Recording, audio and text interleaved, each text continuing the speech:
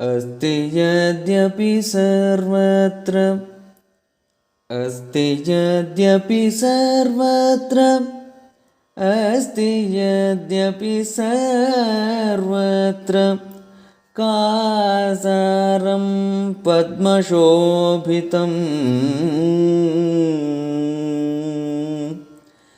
अस्ति यद्यपि सर्वत्र कासारं पद्मशोभितम्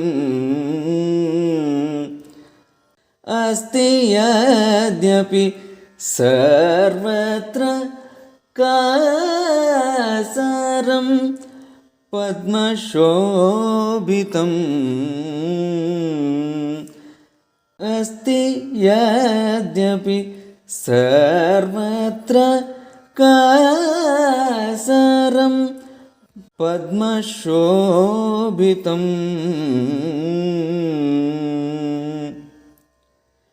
तथापि न मराळस्य मानसं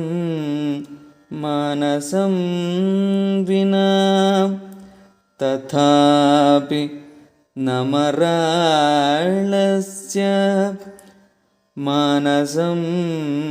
मानसं विना तथापि न मराळस्य मानसं विना मानसं विना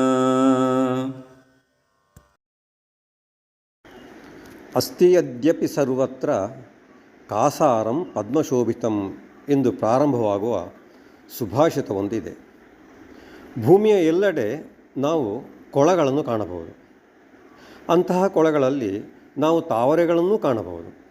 ಅಂತಹ ತಾವರೆಗಳುಳ್ಳ ಎಷ್ಟೋ ಕೊಳಗಳು ನಮ್ಮ ಭೂಮಿಯ ಎಲ್ಲೆಡೆ ಇದ್ದರೂ ಹಂಸ ಪಕ್ಷಿಗಳು ಬಯಸುವುದು ಮಾನಸ ಸರೋವರವನ್ನು.